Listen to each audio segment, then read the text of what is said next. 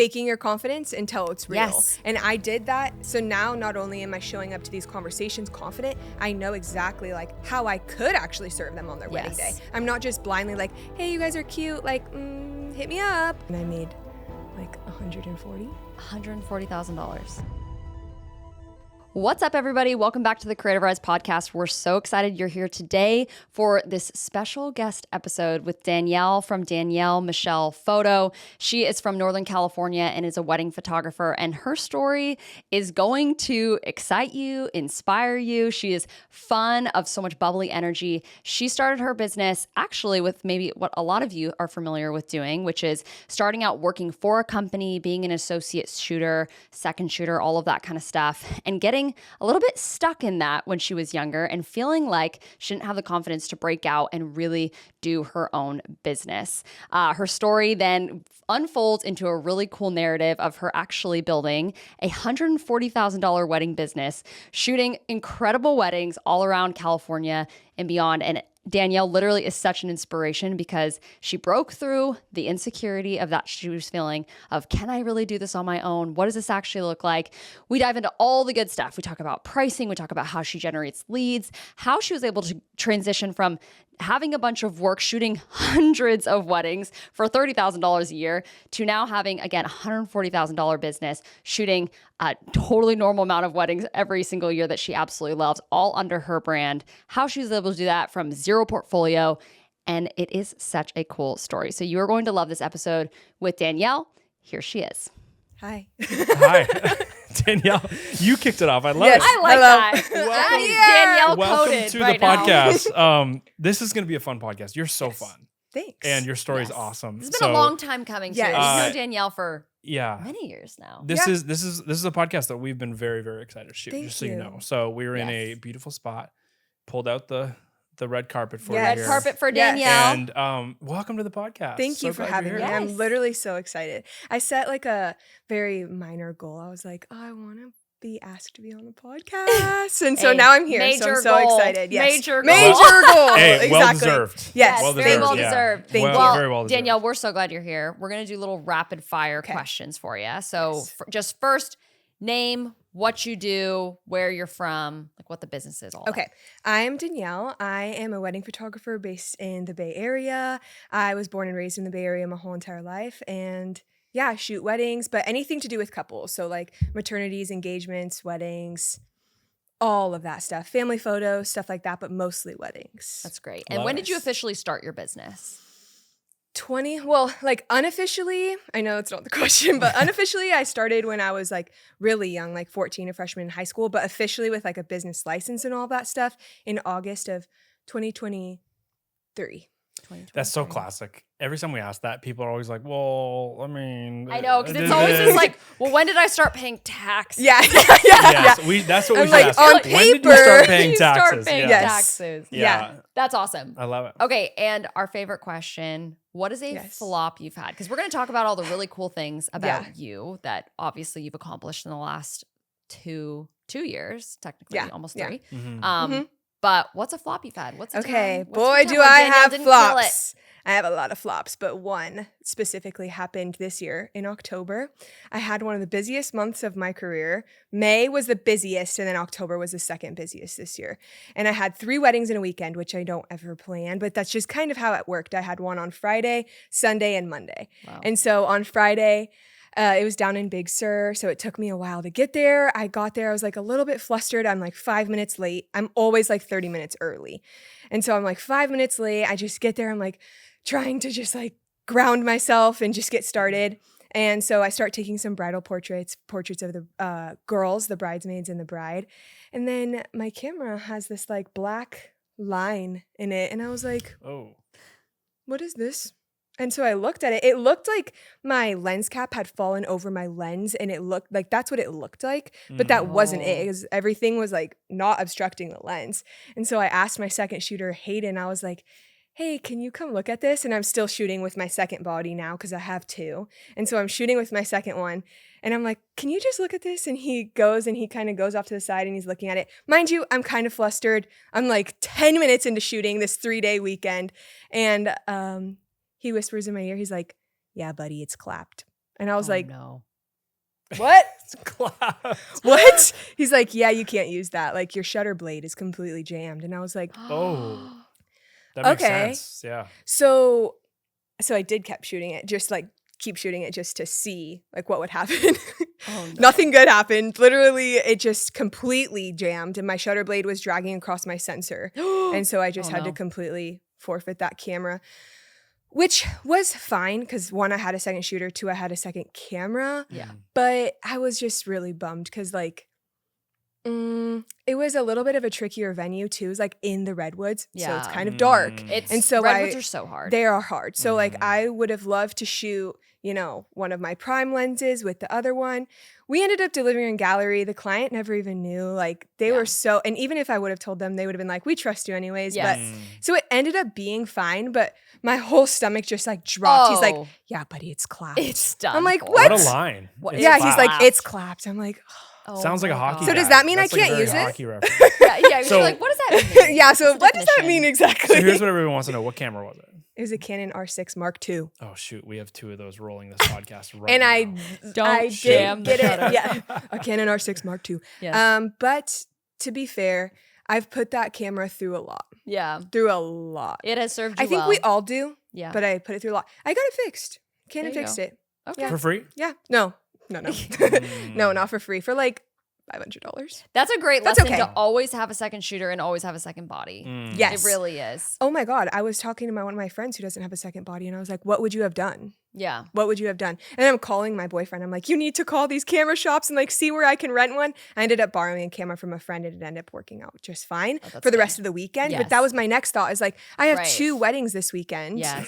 And so Double header. Yeah. Crazy. Wow. Triple yeah, header. Triple header. Crazy. Oh my gosh. Well, that's that- insane. Yeah, These yeah. flop stories always just like incite so much fear in our listeners, and I think that's Yeah. sometimes a good thing. But just Gets be people prepared. prepared. Just be prepared. That's where the second Absolutely. body second body camera, but also second human body. Yes. Super nice to have. 3 bodies. Yes. Well, that's a great flop, Danielle, and I'm really excited to dive into your story. You have a really great story of just, I think, starting from a place where a lot of others have started. Yeah. We have some people who start and they're just like, I just started my business from just scratch, like no experience at all, just like started my business and just started going. And then you have people who start in a little bit of a different way. And I'm excited to dive into your story. So why don't you talk about getting started officially? Take us back. Take us back to 2023. Okay. And We're going back. when did you actually officially get into photography and what did that look like for you?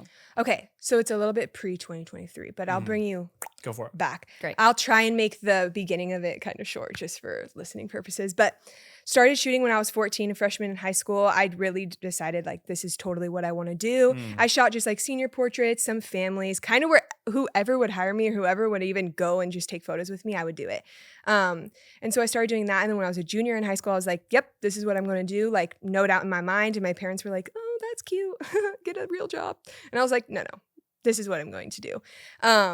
And since I have been told by my parents, I proved them wrong, which I'm very excited about that. But Love that. they were like, no, that's not That must feel good. real. Yeah, yeah, for sure it does. They're like, no, get a real job, all this stuff. So senior year of high school, we had an assignment to interview someone that we wanted to do. So if you want to be interview a person that you wanted to Mimic do their their career. career. Yeah. You want to be a doctor, you interview a doctor. Yeah. I want to be a photographer, so I interviewed a photographer. And I learned a lot from her. And then I graduated high school and I started working for her. I was just her assistant though. I never even like touched camera. I did some stuff for my own work, just like personal work, but just assisted her. And I learned a lot on like the back end of stuff, Cool. on client experience side, which was really helpful. And then I was like, okay, but I really want to like take my own photos and like run my own business. And she totally pushed me. She's like, you are way too good to be doing this. Like you need to go out there and start doing it. That's like, awesome. Nice. yeah. So she was super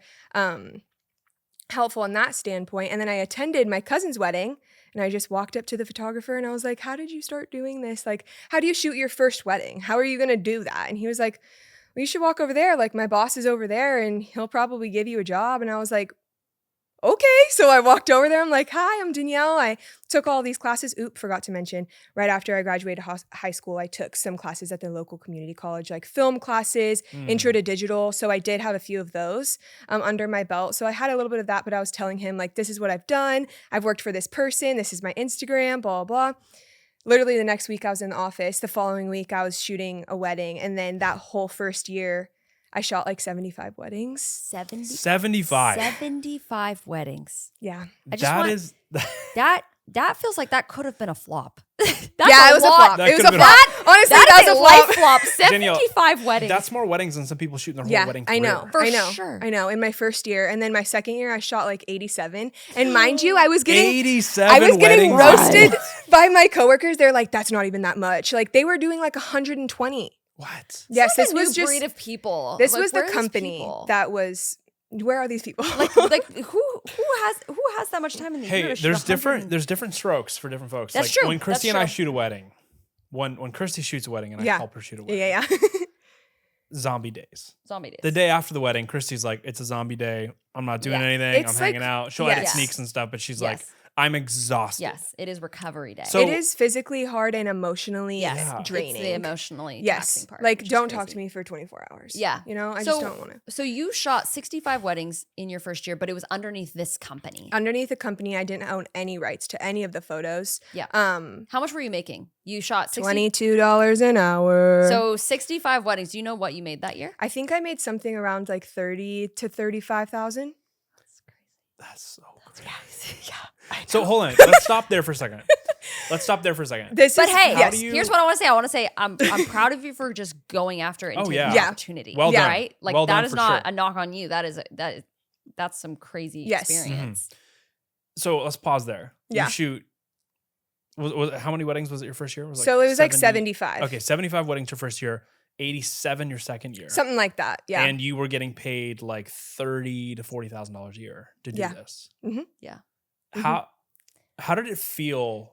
Were you like so fired up about that, or were you like, I feel like I'm getting No. underpaid? I was like, I'm getting burnt out before I even start. Mind you, this Yeah. company, and I like owe a lot of my success Of course. Yeah. to that experience, but the company, it was like extremely different weddings and extremely different clientele than the people that I would book now. And I don't have anything bad to say about those Yeah. people. No, of Most course. of them were just Yeah. very different. Yeah. Different And strokes. so, yep, Yeah, for different exactly. folks. And a lot of times I was being thrown into weddings.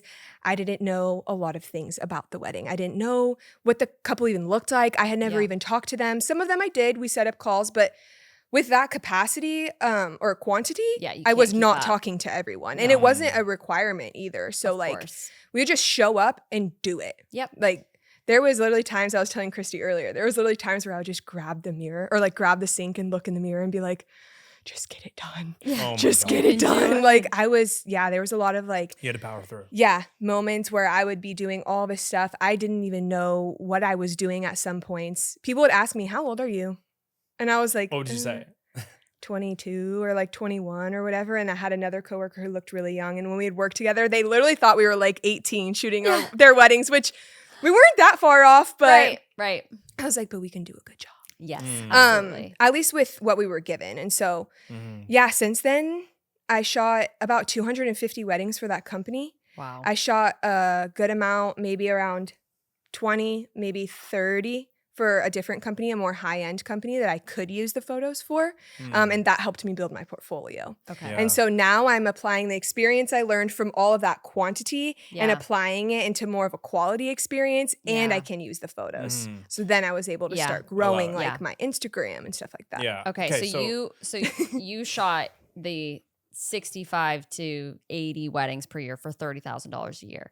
What did you just do this last year? How many weddings and what did you make? Ooh, I shot 35 weddings, which I know is still a lot, but I don't plan to do that in future years. And I made like 140. $140,000. Which is amazing. For like half the amount of Of weddings. weddings, yeah. Yes. And my Well, goal. We're sorry. so proud of you. Yeah. Thank so you. let it go on record that Yes. we are super, super Yes. proud. Thank you. I'm so proud of And it. that's super inspiring Mhm. because I think a lot of people get stuck in the second shooting, associate shooting Yeah. Mm. out of fear and out of like, can I do it on my Yeah. own Yeah.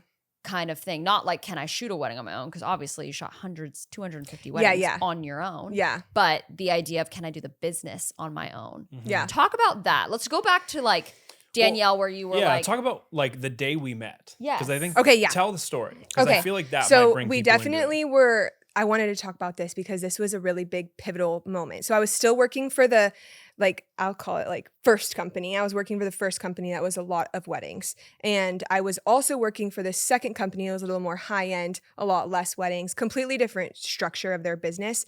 But I attended what was it, like a networking group, like meetup. And you guys were speaking at it for like 30 minutes or 40 minutes. It was like a creative business event. Yeah, exactly. Networking event. And so I worked it. I helped work it. I remember when you walked in and I checked you in, and then your twin sister walked in and I was like, I just checked you in. She's like, no, I'm a twin. But anyways. So funny. I was like, are you messing with me? Yes. But anyway, so you guys talked at it, and then Joey said, I'm going to be in the corner for 30 minutes if anyone wants to come and talk to me. And I was working the event, so I was going to wait for other people to kind of go in, talk to him. No one went. So I was like, I'm going to go up and talk to him. So I had pretty dead group on that. I was I guess we're just there's some wine and there's some cheese. Yes. No one wants to talk about business. 100%. And then here comes Danielle. And then we got Danielle ready to freaking I was like, gear it I up. have a question. Yes. Yeah. So how am I supposed to book a wedding if I'm 21 and these people are 30 or 25 and they have all this experience under their belt, and like I've done all these weddings, but I haven't booked any of my own. And so like, I don't know like how I'm supposed to provide my value, I guess, in them knowing my age. And I think the insecurity of my age tied to being asked those questions at those weddings, like, how old are you? Because I don't think they were asking in like how old are you? They were like, how old are you? And I don't think it was because I was doing anything wrong. I think they just saw I looked extremely young. Yeah. And so Joey was a perfect person to ask that question to, because he's like, well, I started super young, and that is not that's not a reason why someone would or wouldn't hire you as your age. Like a 21-year-old bride probably wants a 21-year-old photographer. And I was like, whoa, yes, that's true. And so that conversation honestly completely pivoted my whole mindset. I was like, my age has nothing to do with this, and I am pretty young. And so that probably tied into a little bit of like nervousness around it, like running a business and all that stuff, being pretty young. But yeah, I just tried to put myself in those rooms where I was around people that I admire, people that run businesses that I admire. And that was one of those rooms that you guys were in. And I met you guys and had that conversation. It was super beneficial. And then, the relationship continued into like joining your mastermind and all that stuff. Yeah. What a day. That was fun. What a day. Cool. That was a great day. It was I remember that conversation. I remember you coming up. I think you were probably wearing like all black because you were like serving at the event. Yeah. And I remember I was like, oh, she's like so bubbly, so fun. Yes. And I remember asking you were like, well, I just, I'm super like nervous about it because I'm really young and I don't have experience. And I was like, wait, I thought you said you shot some weddings. You're like, well, oh yeah, I shot like 60 weddings this year, but like they weren't my weddings. And I was like, it doesn't matter whose wedding it is. If you shot 60 weddings, I was like, I remember saying this to you. I was like, do you believe that if you're working at a wedding, you can create an amazing result for the bride? And you're like, well, yeah. And I was like, well, then you'll be amazing you have on it. your own. You've got it. Yeah. You've shot more weddings. I remember saying this to you. I was like, Danielle, you've shot more weddings than most wedding photographers have ever shot in their lives. Yeah. And you've been doing this for some of them 10 years. Yes. Kind of part-time, full-time-ish. And you, in your first year, had shot that many weddings. So, yeah. Okay, so take us back to that moment. You leave that day.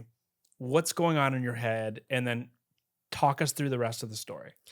Good question. So, I guess where was the transition point? Take me to the moment of transition. Yeah. The transition I think this is a pivotal thing for all of us when we decide this is actually what I'm going to do. Yeah. And take me to that moment and take me to what you were feeling in that moment. Okay, how I was feeling in that moment was definitely like, I felt really good. I was like, okay, all of that made sense. And I'm not just hearing it from my parent or something. I'm hearing it from someone who has credibility, like you do this. And so it made me feel really good. But into pivoting into my own business, I was just shooting so much for this other company. I was like, I'm burning out before I even start. I'm 22 and I'm burning out. And all of my like peers would be like, don't burn yourself out. I was like, oh, that's way back there. I've been burnt out. Past that already. I can just handle it. Like, I don't know. I can just handle it maybe a little bit more than others. Not sitting here saying I'm like perfect in burnout. I definitely have my moments. Different people have different capacities for sure. Yeah. I could kind of just put my head down and get it going. Yeah. And just grind. But I started to get kind of angry because I was like, I'm way too good for this. And that felt good too, to even have that like epiphany. Yeah. I'm way too good for this. I know what I can offer. And I know that like I can produce something really well or really good. And it's time to branch off. And so I told my boss that I was like, it's time for me to leave. Like I'm done at the end of X month. I don't remember which month. He was super supportive too at the time. He was like, yeah, I agree. Like you're too good to do, like to be here, Which is epic. blah, blah, blah. Super So cool. I got kind of like, I just got kind of mad. I'm like, okay, like it's time. Yeah. And then that's kind of right around the time that I signed up for your guys' course.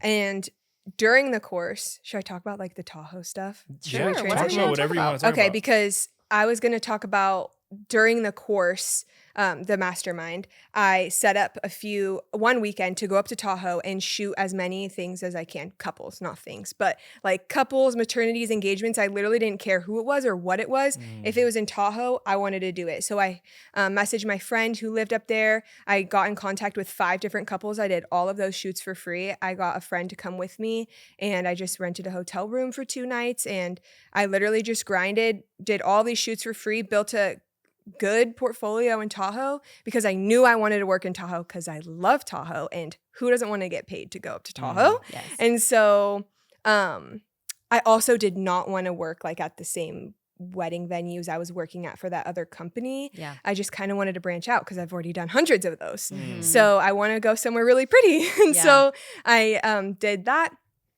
And after that, that's when the ball kind of started going. The momentum like picked up, and it just kind of hasn't stopped since. Thank God. Yeah. But that was like the point of true transition, was like around the time I had the conversation with you, definitely around the time of the mastermind, was like, okay, I'm done like playing this little game of like, oh, I'm going to do a little bit here, a little bit there, kind of work for this company, kind of work for them, babysit on the side. Like, no. Yeah. I want to do this. This is like what I want to do. And I now know that there's a ton of people that make really good money doing it. And so not only is it possible, but it's something that I want to do. Yeah. So Take us back to when you made that transitional point where you're like, okay, I'm done with the companies. I'm done taking weddings that are not my own business. yeah. What did you do? Because there's people listening that are in your exact shoes where they're like, I've just been second shooting a lot, or I've been an associate, I've been working for somebody else, or maybe not even for another photographer, but just in another job. But like, I want to do this business as my own thing, but like, how do I get people to hire me? I Like, what are agree the with things- you, but how? Yeah. I agree with you, but how do I do this? Yeah. Like, what were some of these simplistic, practical things you did to start focusing on your business rather than all of these other things? Yeah. Planning shoots, like that one in Tahoe, attending styled shoots. I attended a few of those and use them. Yeah. And use them. Okay, talk about that. Talk about that. Because Go into What it, do people do? yeah, because people will attend these shoots, whether they're paid or not, maybe just free, set up with your friends, whatever. But if I went up to Tahoe and I didn't use any of those, it would have gotten me literally nowhere. So I took a bunch of real content. I obviously took a bunch of photos. Yeah. And how I did it was I just started posting. And I think that the switch in my bookings was when I started becoming more authentic online, which I know you were talking to Brody about that on the podcast not so long ago. And I really resonated with that because I was like, I don't want to work with people that don't like want to work with me or like don't even know me. Yeah. They don't even know me if I'm not like showing up online. So I started to like show myself a little bit more online. And what does that look like for you? Probably just like getting a content creator to come with me to a shoot and like film me shooting. I don't post a ton of that stuff anymore, but I did. And I think that's how people got like their eye on me and they were like, oh, wow, she is super like calm and chill. Okay. Yeah. I'm calm in like nature, but I'm very extroverted. Yes. Not to be confused with like Yes. extroverted and bubbly, but sure. I'm very like grounded person. And so I feel like I wanted to work with those kinds of people. Yeah. And so showing myself online is like really how it happened. And also just telling every single person that I was in contact with, whether it was a friend, a family, the person checking me out at the grocery store. Oh yeah, I'm a wedding photographer, like this and that. That didn't get me a ton of stuff, but I did go up to a random couple in the beginning of like this transition period that we're talking about. at dinner, and I was like, you guys are really cute. I'd love to No shoot way. you guys. They booked me for their wedding. That's And it's awesome. next way. year. That's yeah, amazing. and that was Talk like us through that 2-3 story. years ago. Take us there. Like where Yeah, yeah. was Yeah, it? give us the What We were happened? at a sushi restaurant, and I was like looking at them. This probably sounds so creepy. I was looking at them, I'm like, they're so cute. So it was right around the time that I did the Tahoe shoots. I'm like, I'll just do your shoot for free. Like, whatever. I'm just trying to build a portfolio. They look like people that I would love to work with. And so I just went up to them and I was like, I'm a photographer. I think you guys are super cute. I think you guys would photograph really well. And here's my Instagram. Like, if you ever need anything. And at first they were kind of like, oh, yeah, okay. I think they were kind of taken back because they were like, oh, wow, that was not only a compliment, but now we've been offered this service that we might want to use. Yeah. Some time passed. That was like maybe 2 years ago. They just recently got engaged and they hit me up and I totally love booked their that. wedding. I love that. Yes, so That stuff those happens kinds more of than you moments. think. Yep. And Crazy. I've talked to a lot of people. It hasn't, like, I haven't gotten bookings from them, but who's to say that the bookings that I have gotten haven't come from the conversations that have stemmed from that, if that makes sense. Yeah. It's well, cool. even if you don't get bookings. Yeah. It's exactly. It's a win to Yes. talk More people. because you're learning how to communicate the value of what you do. You're learning how to connect with people and talk about the things that you do in the world and how you can support them, how you could help them. You're learning to show that enthusiastically. Like a lot of people struggle with that. Yeah. You know, Yes. one of the things that we often tell people in the mastermind is if people are like, I'm just really hurting for leads, like I don't feel like I have anything coming in. I'm like, go knock on some businesses' doors. Like if you're in the commercial space, go and door knock. Yeah. And they're like, door knock? Like, what am I going to What's say? the worst I'm that like, can happen? that's the point. Yeah. You don't know what you're going to say. Yeah. Go figure it out. Yes. I can tell you what to say, but the Yes. act of doing something incredibly uncomfortable Yes. is what's going to And- give you a ton of confidence. Yes. What I hear from your story and what I feel like I see in myself, in Joey, and every other business owner, you have to make the identity shift before your identity actually changes. Yeah. You have to shift from being like, all I am is working for this company and I just don't feel qualified enough. I'm too young. I'm too X, Y, and Z to, okay, what do I want? And how do I act as if I'm already there? Yeah. That is Yes. the only way you create Yes. business for Yes, yourself yes. is when you start to, it's not fake it till you make it, but it is a little bit fake it till you make it. Yeah. Because you made that There's shift, something to be right? said about that. There's Yes. something to be said about the confidence, like Yeah. faking your confidence until it's real. Yes. And I did that. My company, like the first company I worked for, was kind of my guinea pig in that because I was Yeah. like, I was not confident in shooting weddings, but it made me confident in shooting weddings. Yes. So now not only am I showing up to these conversations confident, I know exactly like how I could actually serve them on their wedding day. Yes. I'm not just blindly like, hey, you guys are cute, like hit me up. I'm like, hey, I'm a wedding photographer. You guys are super Yes. cute. I'd love to work with you. So on and so forth. And Yeah. then those connections, make other connections. And maybe they never would have booked me, but their friend was engaged and they were looking for a photographer. And so at least they'll look at my stuff. The worst that can happen of putting yourself out there is that just an extra set of eyes, an extra person knows about you. Yes. Like that's the worst that can happen. In terms of getting rejected, I don't really care. Yeah. Like, I don't really care if you don't hire me or not. You now follow me on Instagram. And if you want to get home and unfollow me, that's fine. But like, you still saw my page and if it didn't serve you, then that's fine. You can remove me. But if it did, or maybe you just like seeing pretty photos, then now I have another follower. What's the worst that could happen? And so, yep, I love that. exactly. That's so good. We need more people in the wedding industry and in the brand industry to have grit like that. Yes. I mean, that is, Yes. I can tell you story after story after story of me in the earlier parts of my career as well, doing the exact same thing. I'd walk into ski resorts. I'd walk up, hey, I'd go to the food court. Hey, do you guys have a boss? They send me to this guy. They would all of a sudden be in the office. And also I'm talking to like the general manager of the ski resort. And I'm like, what's up? You got a problem with your pass? I'm like, no, I actually just want to shoot photos for you for free today. And they're like, oh, okay, yeah. And then you end up working for, like, it's just putting yourself in proximity to opportunity is a very, very important thing as a photographer, as a filmmaker, in the brand space or in the wedding space early on. And so many people are unwilling to do the uncomfortable thing. Yeah. And so they end up just being uncomfortable. And it's like this, it's cliche, but it's like choose your heart, choose your own comfort. Do you want to be uncomfortable because you have no leads and you have no bookings and you're constantly scraping the barrel trying to find money for your business? Yeah. And you feel super discouraged about the fact that you're not able to make a living getting paid to do what you love? Or do you want to be uncomfortable and walk up to people at cute sushi restaurants and be like, hey, you guys look cute. I want to shoot your wedding if you guys ever get married. Like, choose your own comfort. Yes. What one puts you in a better place? So you're a great example. Literally, this is all the stuff that I tell my friends too. I'm like, they're like, I don't have anything to post. Go make something to post. Like, I don't know. I feel like I'm also talking to my past self because I definitely said those things too. I'm not just like perfect in this. I definitely had those moments, but you would always say done is better than perfect. And that literally has gotten me so far. If it's an Instagram post, I'm overthinking. If it's a website design element, I'm overthinking. Like there's so many decisions to be made in running a business, and done is better than perfect. And telling that person you're a wedding photographer, whether you say it perfectly or not, if it's meant to be a connection, then it will be. And I love that. I literally like gentle parent my friends. I'm like, then go make something to post. Sometimes I'm not gentle. Sometimes I'm like, this is a bad excuse. Oh, and sometimes you need to go out there and get it. Things. Yes. Sometimes we need to be called out for those things. That's so cool. Well, I love how quickly this all shifted for you. It did happen pretty fast. Like that's an encouraging thing for someone listening, because I remember both Joey and I feel like vividly remember talking to you. And you just were like, I don't know. I don't think it's going to happen for me. Like I'm too young. I'm too this. I'm not secure enough in this, whatever.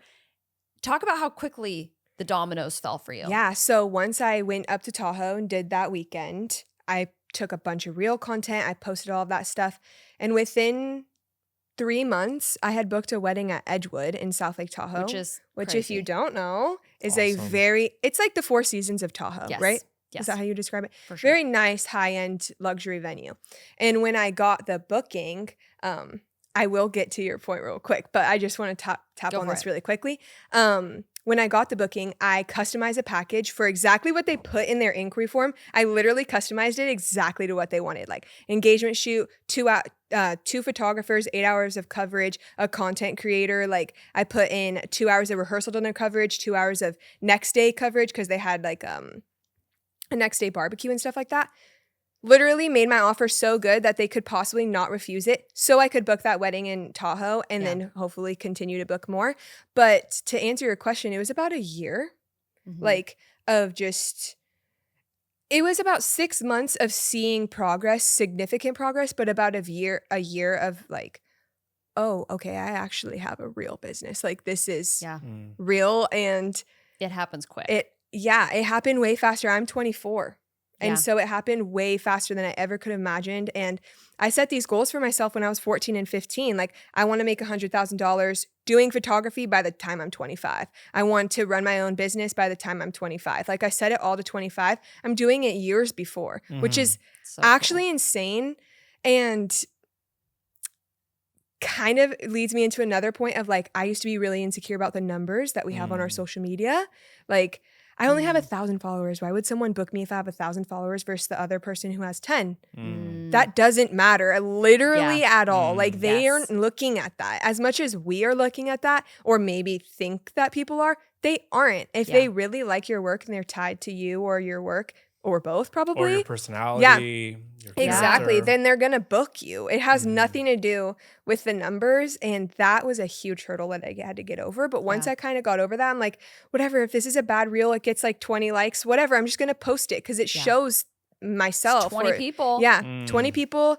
I think you guys would say like if you get 100,000 likes, but only 2 of them are clients, then what is that? But if you get 100 likes or maybe 50, but 15 of those are potential clients, then that's the number that you want. Well, I'm like, okay, 1,000, I'll take 1,000 followers and $140,000 of revenue. Then I'll take 10,000 followers and 30 grand of revenue. Yes, right? Exactly. So true. Yeah. That's just so inspiring of like understanding what's actually important and just getting after it. And I think you're living proof of that, right? And it's like, so where are people finding you? Where are most of your bookings coming from? Instagram. Talk leads. Talk about leads, because I think this is what everyone wants to talk about. When someone's like, okay, you're 20, you're 24, right? You're 24, You're doing $140,000 a year. Yeah. Which you're like, what? Which is crazy. Which is awesome. Very well deserved. I literally we knew can't it from the even second we believe met that. you. We were like, it's gonna happen. Yep. Thank you. And we're so glad that you've really worked at that. You've put in the steps. Yep. And you've been in community. You've done all the right things, which is awesome. Yeah. Talk to us about leads though. You said Instagram is where you're getting all your leads. That's very normal. Wedding photographers, that's like the main place that people are going to be connecting with a wedding photographer these days. How many times are you posting? What are you posting? What type of content do you see to be actually getting you inquiries? And maybe what's your social funnel look like? Talk us through your social funnel. Okay. So I'll touch really quickly on TikTok, then I'll go into Instagram. Yep. I did get a few bookings from TikTok. Cool. In the past. Since then, I've kind of like deleted TikTok, and my stuff is still up, and I still every once in a while get an inquiry from those videos, but I was like, this is too much. Like, I was scrolling too much. And so I deleted that. Do that. But going into Instagram, I was like, I just want my feed to look good, and like I want to show what I can do. And so I pretty much did exactly that. In terms of like, I'm trying to think, I mean, there has to be more that I did. There's definitely is a lot more that I did for Instagram. Content creation was a big one. Hiring a content creator to come with me. Yeah. My friend Vita, that. I was telling you about, she came with me to a lot of things. And she doesn't so much anymore just because I kind of don't need it anymore. Yes. Sometimes I definitely do. But for the majority It's like of the a great stuff. wedding, you'll do it. Yeah, exactly. Yeah. Or if she just wants to tag along and whatever, then I'm happy to have her. But that was a huge thing because then people were actually scrolling on their phones and seeing my stuff. And then hashtags. I can't really tell you if they work amazingly or if they work bad. But like I do like NorCal wedding photographer, Bay Area wedding photographer, Lake Tahoe wedding photographer, Lake Tahoe wedding, like all of that stuff. Yeah. I mean, it booked me a good amount of weddings in Tahoe. I can't give it all to those hashtags. I think it was also good content. Yeah. But tagging Tahoe, tagging vendors, tagging venues, huge way that I've gotten booked. Yeah. Not only tagging them in the like location, but the actual picture and the caption. So then they are reposting my stuff usually. Yeah. And then let's see. What else? I love that. Well, I think good. one of the things that I think is unique of what you're doing that I think a lot of people aren't doing, especially in the early phases, is actually hiring a content creator investing to come on shoots. Like, investing into people it. just think like, oh, content creation, like that's for the couple just to hire for like their own wedding day. But no, you were actually hiring somebody to come on your shoots, whether it's an engagement shoot or a wedding. Yeah. And to take content of you for your business, not even necessarily for the couple, but for you. And I'm like, that is so brilliant because when you're on a shoot, whether it's a styled shoot or whether it's a paid shoot, you're focused on the couple. You're focused on just giving 100%. them everything that you can to give them insane content and to really give them a great service. But with that, you end up with great portfolio work. But as you said, like the one differentiator from you and someone else is not that you have better work because everyone has amazing work. There's so many amazing photographers. There's so many amazing photographers. And while everyone is amazing, the differentiator is only you. Right? You as a personality, you as a person, and being able to showcase that and have that be like readily accessible to you from a content creator is huge. I'm like, more people should do that in both the brand and the wedding space. 100%. So I love that idea. You can even make money doing it. If you've got a paid shoot, you can upsell the client on content creation, have a content creator come with you, a friend of yours, take content on an iPhone, and then just get BTS of you at the same time. Like it's like we now live in a world where you can actually get paid to also get your own BTS, which is really cool. Sure. So, 100%. And I will always give to my clients too. Like if the content creator, I'm just going to say her name. It's Vita. It's just easier because she's mostly the one that comes with me. Every once in a while I'll have a friend come and just kind of take whatever and it's fine. But when she comes with me, I deliver what she took to them too. Cool. So it's like they're just getting that. What are you paying her? I'll just pay her like, it depends. It 100% depends. Sometimes I'll pay her like $200 to come on a shoot with me, like an engagement shoot down the street. But if she's coming with me to a wedding, around $45 an hour. Sweet. Cool. So that's great. But but I haven't really been doing that much recently. In the past few months, I haven't really been doing it. But the $45 an hour is also kind of like, she's taking content, but she's also in some ways assisting me. Yes. Like we Yeah. were Yeah, talking almost about, like go a get the second- lip gloss from the Yeah, other yeah, yeah. room, go get a new battery. And I'm not like Barky. I'm probably the easiest person to work for ever. I'm like, Yeah. I'm You're here like, this is to a good vibe. deal. I did not get into wedding photography to have a bad time. Yeah. That has literally been my like funnel. If you want to talk about funnel, that's Yeah. what I've been doing is like, if you actually look at my Instagram, it's like, here's the week in my life as a wedding photographer who's here for a good time. Like I'm here for a good time. I am not here to not have fun. And when we talked about ideal clients and stuff like that, at first I didn't really know, but now I know who my ideal client is. It's someone who's ready to have fun. Like I don't want to go to your wedding and just be stressed out the whole time. I don't. I would rather just not do it. Yeah. I would Have rather some work fun. with someone who's like, I'm just excited you're here. I'm so excited to get married. Like, look at all of this beautiful Yes. stuff around me. Yeah. Let's Yeah. have a good time. Yeah. That's my ideal client. Yeah, I And love there's it. a lot of people that aren't like that, and that's 100% fine. Yeah. But I am. And so I definitely want to work with people that are like that. Yeah. And I tend to attract a lot of like mountain people too because of the Tahoe thing. I pushed Tahoe for a really long time. I still am pushing it. For sure, because I want to go up there. It's just so beautiful. But and it's not that far. It's like 3 hours for me. So I do have to stay overnight, but it's a good distance. It's worth it for you. you. Yeah, 100%. It's So awesome. when you think about ideal clients and attracting the right people, a lot of that also looks like attracting the right pricing, right? And attracting kind of how do we push away budget people that are like, you know, I just only want like the craziest deal and I don't really care about my photographer. I just need to get photos done, to like getting people who actually want you and are willing to actually pay a premium or a price tag for it. How have you handled pricing in your business? How do you handle price raises? How do you handle like, obviously at the beginning it was like, I'm going to make offers that I know they're going to say yes to in order to get the weddings, which I'm all for. But what does that look like? What does the evolution of that looked like for you when it comes to pricing? Okay, so I've just kind of set my pricing to a price that we kind of determined together in the mastermind, and I bounced it off of some like peers in the mastermind as well. Kind of got some pricing. Honestly, couldn't even tell you what it was at this point. I don't know. Like, and there's so many different packages. It would be a range from 3 to 6 probably. Yeah. If I had to guess. Now my range is from like 4 to like 4, pretty much 5, like 475 to like 7. Yeah. So, and that feels like kind of comfortable. I mean, it's probably time soon. I've had clients too, like, you need to charge more. You're too good. I'm like, thanks. I appreciate that. But yeah, for how I raise pricing, there's not a huge strategy behind it. I kind of am just like, okay. Feels like I time. think it's time. Yeah. Just raise it. For sure. And then, but one thing that I do is like, I value like communication and honesty. And if someone really comes to me and they're like, genuinely, I love this. This is what I can afford. Listen, I'll at least hear you out. I don't know if I can 100% make it work, and I'm not going to make it work for every single person.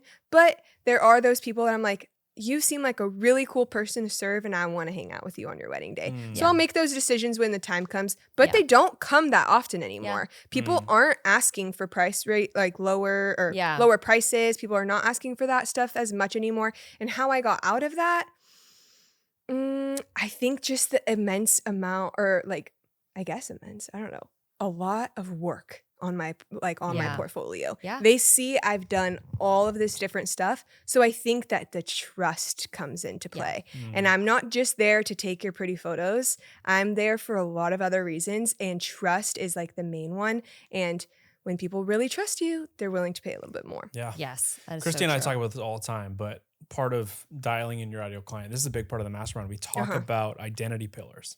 What about your ideal client? Identity, personality, needs, desires, what about all those things can you express in your own brand? And so you were just talking about that from a fun perspective. You're like, I want to have fun on your wedding day. Yes. And I want to work and serve a bride who's like, all I want for my wedding is to just be fun. Just have get fun. to enjoy the beauty of it, get to feel relaxed, and just like actually like party on like this amazing day. Yeah. And whatever party means for them. Like, exactly. Enjoy the day. Yeah. Yeah. And so what you do is you just talked about, you're like, hey, come with me on a wedding day and I'm going to show you how it's so fun, blah, blah, blah, blah. Like your content screams, I am a fun wedding photographer for fun brides, which is a really beautiful thing. That is an identity pillar that you are creating a match on. Yeah. So what's really cool about your pricing is that as you get better and better and better at that, people are no longer coming to you because you're a photographer option. They're coming to you because they're like, oh no, Danielle's the girl. Yes. You know, and when Danielle's the girl, they want to hear you out about your pricing. Yeah. Which is the huge They're thinking like, shift, how can right? I make it work to work? How do we People move our do- budget yes, around? How do we people shift do our do budget that. in order to make sure we can Yeah. hire you, right? So for everyone Yes. that's listening, if you're like, I just feel like I'm so tired of getting price checked, do more of what Danielle's doing, where she is making herself the only option rather than just a photography option, and they're going to weigh out her pricing versus other people. People are going, well, if she's $800 more for the wedding, or if she's $1,000 or $1,200 more for the wedding, but gosh, we've been watching her stuff for like months and she's so fun. Her work is so good. I just feel like we'd vibe so much. And that feeling of having her there on our wedding day is worth the extra $800. Yeah. That's what you're going for when you're building a brand. Yes. Right there. And I wanted to tie it into a little bit with Instagram too. I tag mostly all of my couples. And I don't do that because, they can repost my stuff. I literally will tell people on inquiry calls, if you want a straight up honest answer about working with me, I don't even have to know. You can slide into any of my couples' DMs and ask them. They'll tell you. I didn't pay them. I didn't tell them to say anything, and they'll tell you their honest opinion. And based on that honest opinion, hire me or don't. But their Instagrams are all laid out there for you, and they'd be happy to answer any questions if you have any. I don't think people actually do that, but I tell them, like, you can do that. Right. And that's fine. And that's also kind of funnel conversation. It's trust building too, to be like, I got trust building. Yes. Trust building. Yes. 100%. Because when I show up on your wedding day, most brides, I'd say 9 out of every 10 are like, literally, you just do you. Like, this is one pose I've been dreaming about, but like, other than that, you just do you. And we're literally having fun. I'll text my brides like, happy wedding day. I can't wait to giggle with you all day. Like, I just want to show up and have a good time. I did not get into this to have a bad time. And so, and then it also ties into like active people and like, not active in like going to the gym. Like, that's not what I mean. Like going snowboarding, skiing, like all of these different kinds of sports that I'm interested in. I snowboard. I'm not the best snowboarder, but like I resonate with those kinds of people because they're mostly people that want to have a good time and they're ready to like go explore. I love being outside and stuff like that. And I'll talk about it like on my Instagram, on my stories or on my posts, like this beautiful like Lake Tahoe sunset that I got to see because I worked your wedding, like all these beautiful things that I get to do and be a part of. And so that's how I kind of honed it in. Cause at first I was like, I don't know what my ideal client is. Like, I just want someone who will pay me. And now I'm like, no. I don't want somebody who will just pay me. I want someone who's going to trust me, who I'm going to trust them, and and somebody who we can actually have fun together. There's like an identity match there that happens, which is, I think, something to get so clear 100%. And when you do have those little hobbies and stuff in common, like loving Lake Tahoe or going snowboarding, those are those extra little things that's like, oh my gosh, wait, I could go snowboarding with my wedding photographer. That'd be sick. For sure. Yeah, like I just shot a wedding. She's like, I can't wait to go snowboarding with you this season. I'm like, if you book me, you're my friend. Like that's how it is. And you don't actually have to book me to be my friend. You could still be my friend. But I love it's that. so true. Identity match pillars, guys. If you're listening to this show, like it's so important. I even have a client of mine. The client was probably worth about $20,000 as a brand deal. A brand strategy deal that I did, redoing some logo stuff, some font color stuff, and then building a new website for him. And our first call to chat about our first sales call, he was like, dude, someone told me about you that you've done some work for. So I'm a referral from this guy. And I went on your Instagram and I saw a skiing video of you up in Tahoe. And dude, that was sick. That was crazy. I'm a skier too. And before we even talked about his business, I was like, this is a done deal. Like exactly. He's talking to me as if I'm the only option for this. And it's because we have key things about our identities, our character, our loves, our hobbies. And that stuff is so crucial. So if you are wondering why your leads are drying up or you don't have enough leads, like maybe it's because you're not sharing enough about life. Yeah. Christy and I always talk about this. Like every post does not have to be just a post of some random couple you shot. If you're shooting brands, it doesn't have to be some random product shot. Like that stuff gets really boring after a while. Yeah. That stuff has a place. It has to be there. You have to have proof of work, but you also need to have proof of humanity, proof of life in your own and passion. Yeah, in your own business. You have proof of passion, right? And people really connect to those things. Yes. So 100%. Yeah, I love that. Well, Danielle, you were a part of, do you remember what round? 10. You were round 10. 10. Let's what go. a round. That was a great round. Chanel, 10. Ryan, So fun. Addie. Yeah, they were like, I literally loved being a part of that community. And That like, was such a great group. yes, they were so fun. And I learned a lot. And like Chanel and I are still friends. Yeah, And of like course.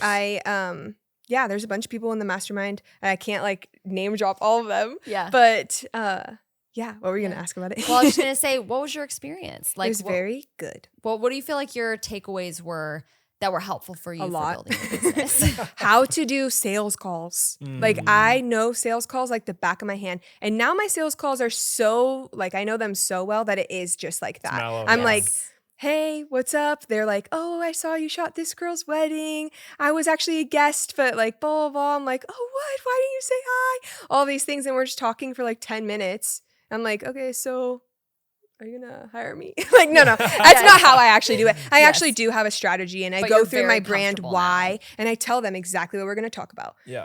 Yeah. You use the framework.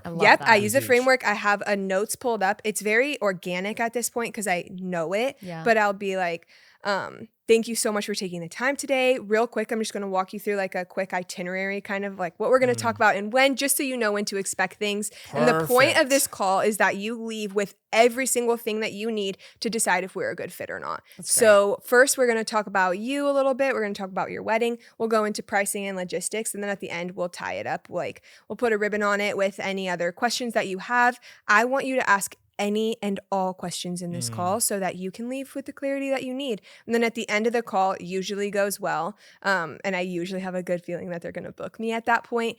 But I'll say, listen, if you decide you want to book me, please let me know as soon as you can. But if you don't decide to book me, that's okay. I won't crumble to pieces. I'll be okay. I would really appreciate if you could let me know. Most people do. Like most people that I get on calls do book me, but every once in a while, of course, there's some that don't. It just doesn't work out, and that's fine. Yeah.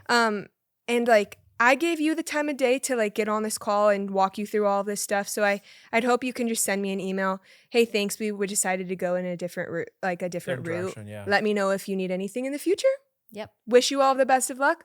Thanks for taking the time and thank you for supporting my business because even if they book me or not, they still probably had a good experience on the call. And so they still might refer me to a friend in the future and stuff like that. True. Absolutely. So it's all strategy. Okay, so sales so calls. great. What else? Yeah. Sales calls, pricing. I know that I didn't really touch all of that much on pricing in terms of like how exactly I do it, but it gave me a framework on what to decide how to start. Yeah. And then like what was the other big thing? Community, obviously. I know you guys push that a lot too, and like why the mastermind is really important and really beneficial because of the community. But genuinely, like if I wouldn't have done it, I wouldn't have met some of the amazing people that I have met and still are friends to or friends with and still talk to this day. I love that. And then a lot of just like little like wisdom drops. Just little tidbits. Yeah. Like that little piece of advice about like done is better than perfect. All of these little things that I continue to like use. You should see me talk to my friends. I'm like, yeah, but if you took Creativ Rise, you would have known this. You would have already known this. I love That's it. hilarious. Well, you were such an It's awesome so part of the good. community, and I feel like you just helped hype people up, and you just gave other people so much confidence that you guys could all go out and do it together, which is like the coolest part about community is being alongside people who are all working towards the same things and all moving towards the same things. 100%. And like That's you can super cool. ask questions, like not just like we don't talk about too much in Creativ Rise. We don't talk too much about like actually taking photos. The Like gear and all that stuff. we don't Yeah. talk about We that can, stuff but really. it's not the We focus. can, Yes. but that's like the community is there for us to do that on our own. Yeah. Like the modules and stuff don't really do that, but the community is there for that. Yeah, So like exactly. that shot is so sick. Like how did you get that? Or what is your like best way that you can get candid like poses and stuff? And so we'll have these conversations and like I keep bringing up Chanel, but she's one of my friends still, and we'll just call each other and just talk about, different gear, different experiences that we've had, and that is so valuable. But the one huge takeaway that comes to my mind right when you ask that question is sales calls, because you can do all this stuff on Instagram, you can have the personality, you can do it all, but if you get on a call and you're like, if you can't close, then it means nothing. Yes. Like it literally, then you're not getting paid. And so then you're not running a business. Yes. And so it really is like focusing on the unsexy things that a lot of people don't think are like, you don't think about when you think of, oh, I'm going to start a creative business. But it's like, yes, you have to run a sales call. You have to deal with taxes. You have to deal with money. You have to deal with talking to people. You have to deal with building a brand. And you've done all of those things, and you've implemented all of those things, which has led you to $140,000 a year at 24, which is amazing. So I only had booked one wedding before I took your guys' course, and they were a super cool client, but that was the one wedding that I had booked for my own brand. And it was because of a very strong referral through a friend and then another friend. And then they were like saying all these nice things, and she blah, blah, blah, blah, blah. And so they booked me. But then after the mastermind, I mean, like I've done a lot more. And obviously I owe a lot of it to a lot of my experience and a lot to the mastermind, but also just applying. Like, you can lead a horse to water and you can't make it drink you still gotta do you still have to do it. Like going up to Tahoe and spending, the time and money to do all of that, to build the portfolio. It was something that I was willing to do because I knew like the goal that I had and I was willing to do it. It wasn't even like I had to think twice about it, but that's where the passion lies. And like, I'm very passionate about photography. I could sit here and talk to you guys for 5 hours about fine art and photography and different forms and mediums and all that stuff. I'm a photographer first that wanted to run a business. I'm not a business owner that decided to be a photographer. I am a photographer who loves this so much and sees so much value in this. And I decided to turn it into my career. Which I think some people are different. Some people are like, I just want to run a business. Yes. And what do I think I could figure out? Boom, I could figure that out. Okay, that sounds good. Okay, I like that. No, I'm like extremely passionate about photography, extremely passionate about human connection. Like I want to connect with my couples. And that's why I try and connect the best I can on Instagram. In terms of like showing my face, showing all these different things, posting behind the scenes of the day, all of that sort of stuff. I love that. And I think that's really encouraging for people who are really creative, who they're like, can I run a business? Do I always have to work for someone else? Can this just be a hobby? It's like, no, you can learn the business side. And it actually can be really fun. And you're living proof of that. If I can do it, anyone can do it. Okay? I always tell people I didn't do this because I'm smart. And I don't mean that I'm not smart. I don't mean like I'm dumb, but I'm like, no, I didn't get into wedding photography because I went to college and had this grand degree and did all of these smart things. Like, no. It's all learnable. Yes, it all is for sure. Yeah, put in the work. I love it. Yeah. Well, what would you say to someone who's like, I'm kind of thinking about investing in my business to learn the business side. Yeah. But it makes me nervous. Yeah. So it kind of should make you nervous because it's kind of a lot of money and, it's kind of nerve-wracking. But in the other side, you shouldn't be nervous at all because if you want clients to invest in you, well, you have to invest in yourself first. And that could mean time, that could mean money, that could mean both things, aka the mastermind. The mastermind is also very fairly priced, by the way. But that's not really what I was getting at. Yeah. But just like, why would you not? Because you're scared. But I'm scared of working a job that I hate until I'm 65. That's what I'm scared about. I do not want to be in a position where I have to wake up every day, see different things and people that I maybe don't love to see, or maybe the same boring people. the same boring people every single day. I do not want to do that. And so it's worth it for a lot of reasons. The question was, why is it worth it? Is that what the question was? Yeah, which is great. I have another answer to the question too. So I can show up for myself and others. Yeah. When something bad happens and my friend calls me and they're like, hey, this horrible thing just happened and I really need you right now. I'm literally on my way. Like, that's just one example. Or, hey, I need to be picked up from urgent care and like this happened earlier today and I need some help. Okay, I got you. Like, of course, if I'm actually working a wedding, there's nothing I can do. But that's not my everyday. My everyday is adjusting my schedule to live the life that I want to live. Yeah. I go to my little workout class. I hang out with my friends, and so that's why, that's like one of the reasons why it's worth it to invest in yourself. Yes, freedom. I would rather make less money and be able to live a life that I want to live. And when it's a powder day up in Tahoe and I want to go, I'm going on a Wednesday. Like I don't need to call my boss and be like, hey. Make a ton of money or and also because you're making 140 grand a year. That's a lot of money. And being able to go to the pow days. So that's a lot of money. That's awesome. But there's a lot of reasons. But the main thing that I wanted to hone in on is like, if you don't invest in yourself, there is simply no way anyone else is going to invest in you. And they don't need to know that you spent X amount of money on a course. But what they will know is that you took the time and invested in yourself, and they can see that in every aspect of your business, from the first touch on your Instagram to the email to the sales call to the day of, like, all of those things make a huge difference. Yeah. I love that. And it'll show. Danielle, where can people find you if they want to follow along with your story and everything like that? So you can find me on Instagram at Danielle Michelle Photo, ELLE. ELLE. I love People tend to get confused, but it should be pretty easy to find. It's just Danielle Michelle Photo. And then honestly, that's kind of it. I have TikTok and it's the same handle. Yeah. You're not on there as much. That's great. Yeah, I'm not really on there. We'll link it all in the show notes so people can go and find you and communicate and connect with you online. Go hang. I love it. Danielle, thanks for being here. Thank you for being here. You're so welcome. Awesome. This was an episode we were like so looking forward to. Yes. So I was looking forward to it for so long. This has been awesome. I'm so glad that we were able to make it happen. And again, we're really proud of you. Like, thank you. I appreciate really that. Proud of you. Great job. I want to publicly affirm in front of the podcast world that we're super proud of you. Yes. I appreciate that. Yeah, it's been and really I can't cool wait to see what you accomplish by 25. Yes. We'll have to. So I'll be 25 in August. You know what we gotta do? I'll be back. We gotta get you back. And we'll say, okay, now you're 25. Yes. What happened? I would love to talk to you guys every year. I would literally love it. Yeah. I turned 25 in August, so I'll be around. Okay, cool. And I love to talk. That's so. Well, thank you for being here. Well, thanks for being here. You're so very welcome. I love it. Thanks everybody for listening. Thank you. Well, that was an awesome interview with Danielle. I hope you're leaving feeling so inspired. I hope that wherever you're at in your stage of business, whether you are trying to exit a job, a 9-to-5, whether you've just got a few little gigs and you're trying to push to going full time, I hope that Danielle's story of getting started, even when you're young, even when you don't feel prepared, and you can actually make a lot of really cool stuff happen in a short amount of time.